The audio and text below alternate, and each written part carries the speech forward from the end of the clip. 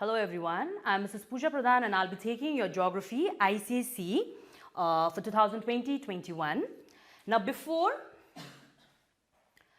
I begin, I'd like to brief you about the geography question pattern for your ICSE 2020-21.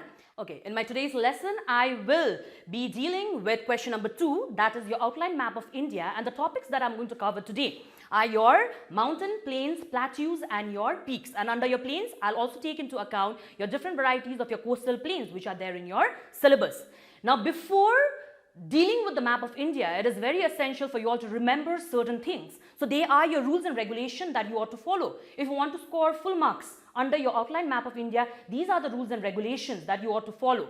Okay, first one, in order to mark your mountains and your peaks, okay, the color that you're supposed to use is your brown color. So I have used the term pencil here. Okay, only color pencils ought to be utilized. You're not supposed to use any sketch pens. You're not supposed to use any crayons. So a brown color pencil, or in order to be in a safe side, you can use an ordinary pencil also.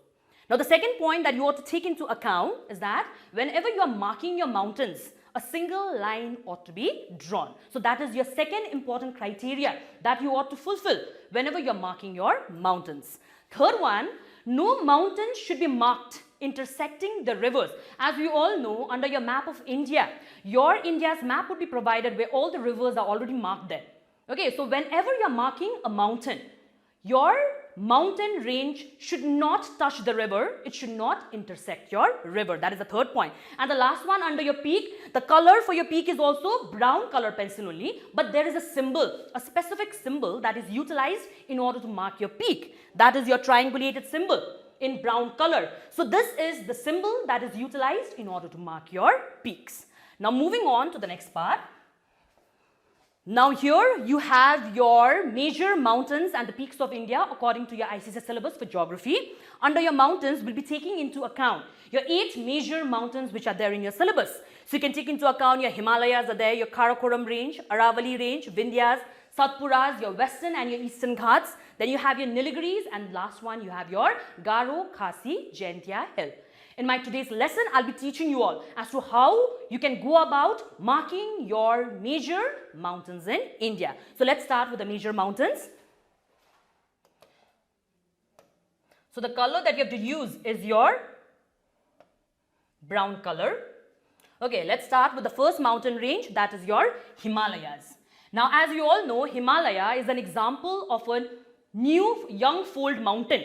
Okay, and this is that mountain range that basically stretches from Jammu and Kashmir in the north and it's stretching up to your Arunachal Pradesh there in the northeastern part of India. So this is exactly the method. Remember the rules and regulations that I've already listed out in my previous slide talking about as to how you should be marking a mountain.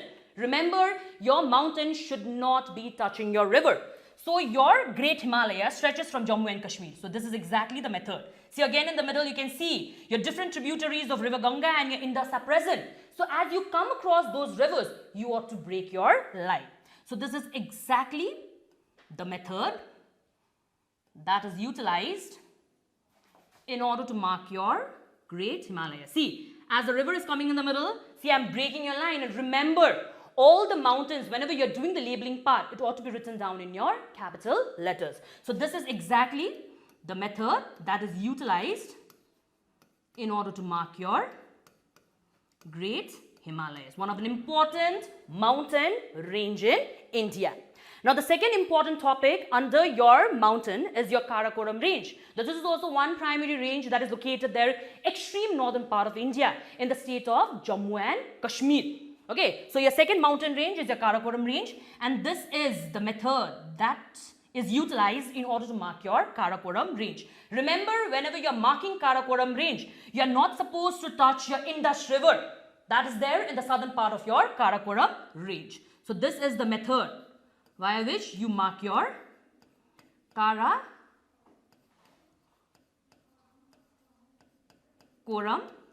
range.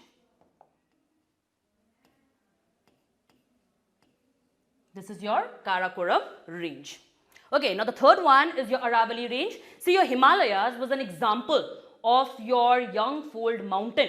You have another range, that is the Aravalli range, which is an example of an old fold mountain in India. And this Aravalli range has got its own geographical significance. It is that mountain range that is responsible for creating your Thar desert, because your alignment of your Aravalli range is parallel to your direction of your southwest monsoon wind, which is not allowing your northwestern part of your state of Rajasthan to receive your rainfall. So Thar is a desert, and one geographical reason behind it is your alignment of Aravalli. So let us mark your Aravalli range. So this is exactly the method that is utilized in order to mark your Aravalli range. Okay, so this is exactly the method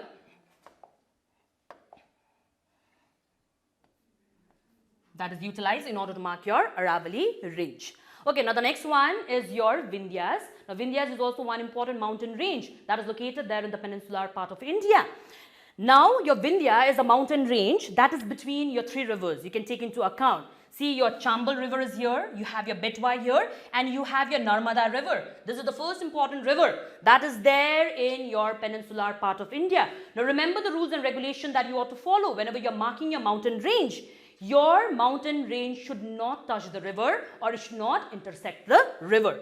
So here, a thin sleek line without touching the coastline and without touching the river that are located there in the northern part and touching the river that are located there in the southern part, you ought to draw your Vindhyas. So this is exactly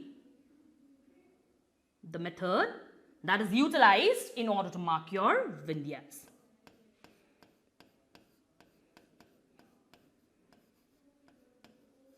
Okay, just the thing that you have to remember whenever you're marking your Vindhyas should not be touching the coastline, it should not be touching Chambal, it should not be touching Betwa there in the northern part, and it should not be touching your Narmada there in the southern part of India. Now after your Vindhyas, your another mountain range is your Satpura. Now Satpura is a mountain range that is parallel to your Vindhyas mountain range. Likewise, you have your Narmada river, you have your Tapi river. Now in between your Narmada and your Tapi river, like how you have marked your Vindhyas, without touching the coastline, you ought to mark your Satpura range. So this is exactly the method that is utilized in order to mark your Satpuras. So this is your Satpura range. Okay, remember Satpura and Vindhyas should not be touching any of the rivers that are there in the northern part and the southern part. And one more thing you have to remember, it should not be touching your coastline. Now moving on to your next mountain range is your western and your eastern Ghats. Now they are your two major mountain ranges that are there in the southern part of India, one on the western side and another one on the eastern side. Now let us start marking your western Ghats. Now western Ghats, after your Satpura range, you have your Tapi river. Now make it a point because there is a narrow space there because you have your rivers. On the other side, you have your coastline. So you should make it a point that you should not be touching the coastline. At the same time, you should not be touching any of the rivers there. So this is the point just below your Tapi river. That is the point from where you should be marking your western Ghats.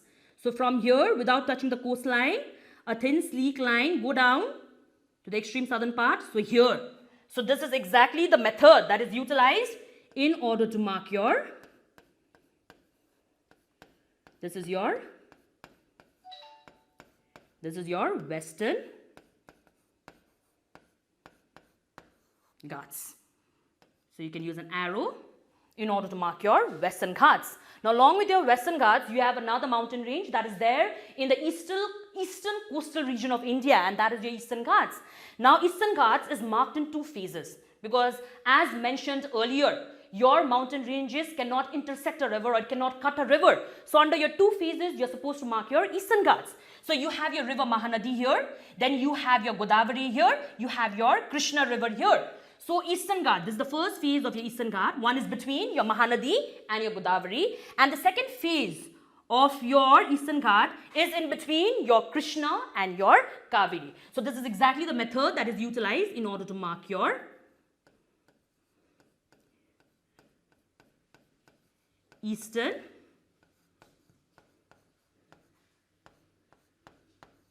Ghats. So you can use an arrow here. Okay, so this is how you would be marking your Western and your Eastern Ghat. Now there is another mountain range there in the southern part of India. Now that mountain range is also a very, very significant mountain range, because that mountain range plays a very important role in order to join your Western and your Eastern Ghats. Like a necklace, automatically your Western and Eastern Ghats is basically been joined by a mountain range there in the southern part of India, and that is none other than your Nilgiri Hills. So you have your river Kaveri here. There is a loop of river Kaveri here. You have a gap there. So here, in the shape of an arc, okay, you should be marking your